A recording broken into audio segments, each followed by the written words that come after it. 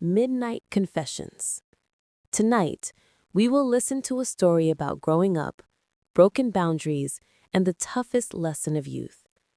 This is the story of Ethan, 18, and the woman who shaped him into a man. Some people enter our lives just to teach us something, even if we know they won't stay.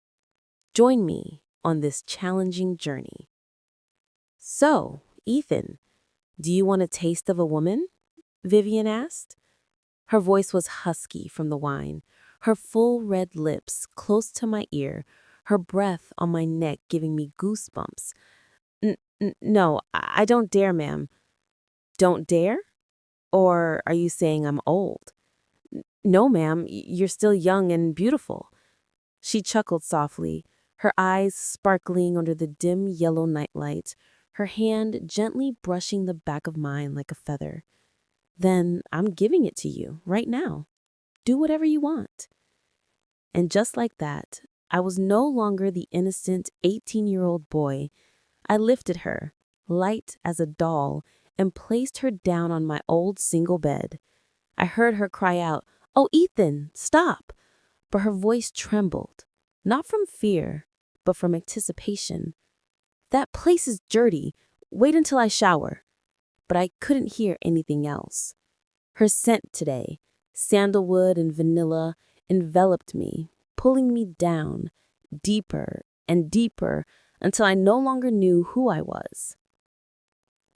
I am Ethan, 18 years old, a 12th grade student at Boston Latin School, living with just my mother.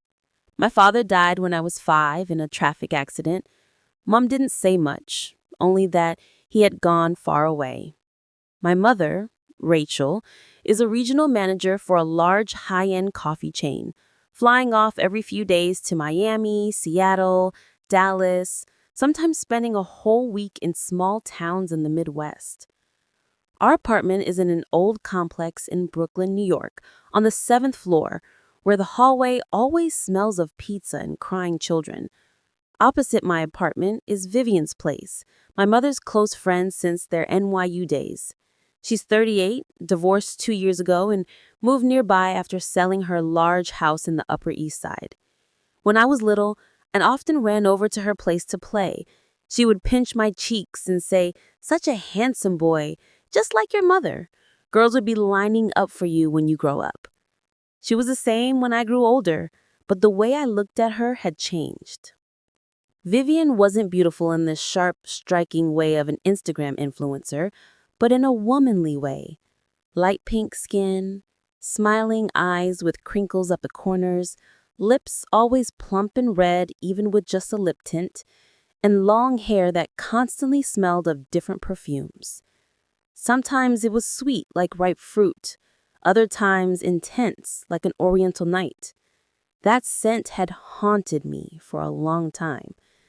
It started with the time she came over to cook when Mom was away on a business trip, wearing a tank top and shorts, sitting on the sofa watching Netflix, feet propped up on the coffee table, laughing loudly when I flushed from staring for too long.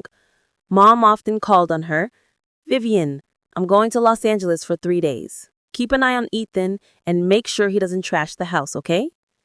The password was still the same, 2012, so she came over and made herself at home every time. Once, she wore a sundress, sitting on my bed eating an ice cream sundae, asking, "How are your studies? College entrance exams are coming up soon, right?" I stammered, Yes, pretty good, ma'am." She laughed softly. "You're too handsome for dry old MIT. You should study business at Wharton. Plenty of pretty girls there to choose from." My face burned red. I didn't dare look up. She leaned down. Her dress was low cut. I saw things I shouldn't have. My heart pounded. I quickly buried my face in my textbook, pretending to read a physics formula. That night, I lay awake, the image of her bare back, the white nape of her neck, the scent of jasmine, all imprinted in my mind. I knew I wasn't a boy anymore. I was standing on the threshold of something very womanly, very dangerous, but very desirable. When Mom was gone, Vivian showed up more often. She cooked, cleaned, watched TV, and sometimes even stayed over when Mom was away. She wore comfortable clothes, tank tops, shorts, silk nightgowns, as if this was her own home. I tried to act normal, but I couldn't. Every time she bent down to wipe the floor, every time she reached up for a book on the high shelf, I would look until I felt embarrassed and quickly turn away. I was doing the dishes and she cut in. Let me do it. Why should a boy do the dishes? I refused. She insisted, standing close. Her soft, cool hand touched mine. The citrus scent from her shower gel mixed with the dish soap. Then the plate slipped and I grabbed it. My hand firmly held hers. A moment of silence. The water was running, but all I could hear was my own heart. She looked at me, her eyes deep, saying nothing. Thank you. Her voice was faint, barely a breath. I let go, ran to my room, slammed the door shut and panted. The soft feeling of her hands still lingered on mine. She asked me to get a book from a high shelf. I got a stool. She stood beneath to steady it. I slipped. She caught me, one arm around my shoulder, the other hand pressed against my chest. Be careful, right? She said. But she didn't let go immediately. I froze.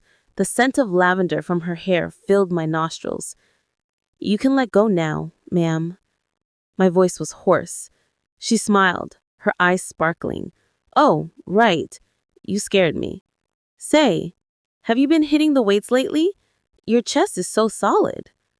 I didn't answer, running back to my room, my heart hammering like a drum. That evening, watching TV, she sat close to me, our legs touching. A romantic movie had a kissing scene. She whispered, "How do you kiss? Have you got a girlfriend that you're hiding from me?" I shook my head, my face burning. She laughed. "Why don't we teach you?" I jumped up, pretending to go to the toilet, my hands shaking. I knew it wasn't an accident anymore. She was doing this on purpose, and I didn't want to avoid it. She asked me to go to the movies that weekend. Only romance films. Her friends complained and no one would go with her. I nodded. At the AMC theater, it was a romantic movie. She wore a maxi dress, hair down, sweet perfume. We sat close, hands touching. When the main characters kissed, she whispered, "How do you kiss? Have you got a girlfriend that you're hiding from me?" I shook my head. She laughed. "Why don't I teach you?" Leaving the theater, a light rain was falling. She held an umbrella, her arm linked in mine. "Are you cold?" she asked. I shook my head, but my heart was pounding. She stayed over that night. I lay on the bed, she on the sofa. In the middle of the night, I heard her toss and turn, then footsteps. My door opened slightly. She stood there in a white silk nightgown. The moonlight made her seem to glow. "Ethan, I can't sleep." Her voice was soft. I sat up, saying nothing. She walked in and sat on the bed. She laid down a hand span away from me. The scent of vanilla wrapped around me. I couldn't sleep. Neither could she. Then her hand sought mine in the dark. I held it tightly. No one spoke, only our breathing and heartbeats. Mom was away on a business trip for 2 weeks, the longest ever, with weak cell service, so she called less often. It was just me and Vivian at home. That evening, there was a heavy rain, the sound drowning out everything else. I was doing my chemistry homework, but my mind was elsewhere. She knocked. "Ethan, are you asleep, honey?" "No, ma'am. Come in." She walked in, holding a wooden tray, a bottle of red wine, 2 glasses, and a cheese plate. She wore a black silk nightgown, thigh-length and hugging her figure. The scent of sandalwood and vanilla enveloped me. "Why are you studying so much? Come sit with me for a bit. I'm too lonely by myself." I sat opposite her on the rug. She poured the wine, handing me a glass. "Try this, just a little. Start being a man." I drank. It tasted tart, then sweet, spreading warmth. She drank half her glass, leaning her head against the bed, her eyes half closed. "It's easy to feel lonely when it rains like this, kid," she said. She told me about her ex-husband, Edward, a construction engineer, patriarchal, and prone to drinking, yelling when he came home. She recounted their fights and the day he cheated on her with his 25-year-old secretary. She talked about the day of the divorce, which brought relief, but also emptiness. Divorced women are strong, really, but sometimes they just long to be cared for. Her voice was sad, her eyes moistened. I looked at her, feeling pity, wanting to hug and protect her. Then she looked right at me, her hand stroking the back of mine. "Do you dare comfort me?" My heart stopped. I looked at her, her eyes inviting, her lips trembling, her neckline low. I knew this wasn't a joke anymore. "I'm just kidding," she said with a sad smile, about to stand up. But I didn't let her go. "Wait a moment." I held her hand. She stopped and looked at me. I pulled her into my arms. She let out a small gasp, then fell silent when my lips touched hers. It was a first kiss, clumsy and wild. My teeth bumped hers. She laughed during the kiss, then guided me. I lifted her onto the bed. The silk gown was rumpled, her legs pale and smooth, the scent of her skin, her breath, everything swept me away. I was no longer Ethan. I was a man, tasting a woman for the first time. She responded, guiding me. She was patient and tender, yet fierce. The rain outside was the soundtrack to the storm in the room. Everything faded, leaving only the soft, hot, wet sensations. When I came to, the rain had stopped. She lay beside me, her hair messy, her lips swollen, her eyes sparkling. "Breathe, big guy," she chuckled huskily. "Was that your first time?" I nodded, embarrassed. She kissed me lightly on the lips. "Much better than those old guys I knew." She put on her dress and kissed my forehead. "Our secret, remember?" Then she winked. "Tomorrow I'll cook you some pho to recharge you for your studies." The door closed, and I lay there, my mind a mess. I had crossed the line. I knew there was no turning back now.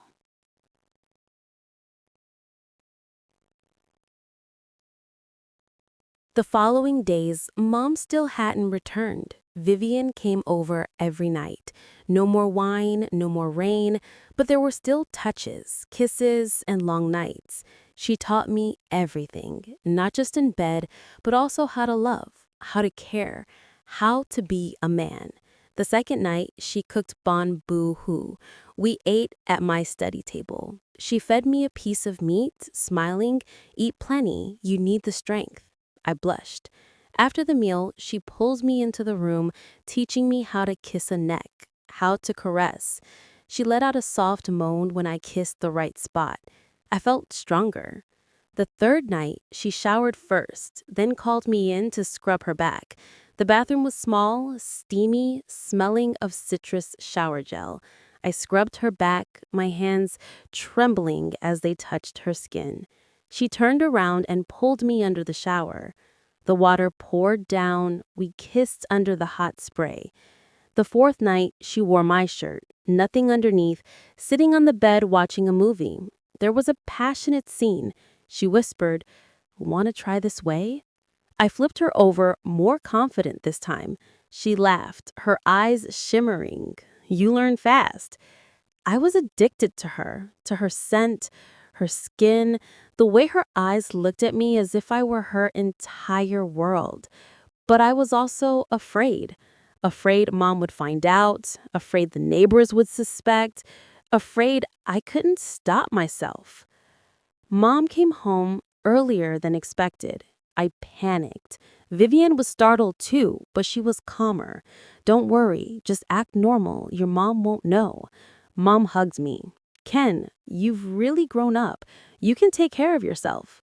Vivian came over to visit, chatting and laughing as usual, but her eyes held a deep, warm secret when she looked at me. I knew we would continue, but fear still haunted me. One time, Mom asked, Vivian has been coming over a lot lately, hasn't she?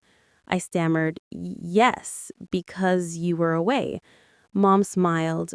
Good, I feel secure with an adult in the house. I sighed in relief, but my heart still pounded. One evening, Vivian arrived late, faintly smelling of alcohol. I asked, Who were you with? She smiled, Just some old friends, having a few drinks. I felt jealous and said nothing. She noticed and pulled me into a hug. Silly, I only have you. But I was still upset. She sighed, serious for the first time. Ethan, we can't be public. You understand, right? I nodded, but my heart ached. A month later, Vivian said, I have to move. I froze. Where to, ma'am? To Los Angeles. New job, managing a high-end spa, double the salary. I said nothing, just hugged her. On the last night, we didn't sleep. She cried, and I cried too. She whispered, Ethan, I don't regret anything, but we can't keep going. You have a whole future ahead of you. I'm just one part of your youth. I wanted to hold on, but I couldn't. She left the next morning. I stood on the balcony, watching her car disappear. Her scent still lingered in the room, on the pillow, on my shirt. Mom asked, Why are you so sad? I smiled. No, I just miss Vivian. Mom sighed. She's lonely too. You're grown up now. Remember to look out for her later, okay? I took my college entrance exam, got into MIT. I broke up, I grew up. But every time I smell sandalwood, I remember Vivian, the first woman who taught me what it meant to be a man, what it meant to love, and what it meant to let go. The last lesson she taught me wasn't in bed, but when we parted. Ethan, love is not possession. Some people come to teach us to grow up and then they leave. Don't hold on, don't harbor hatred. Just remember that they once made your heart race and they made you realize who you are.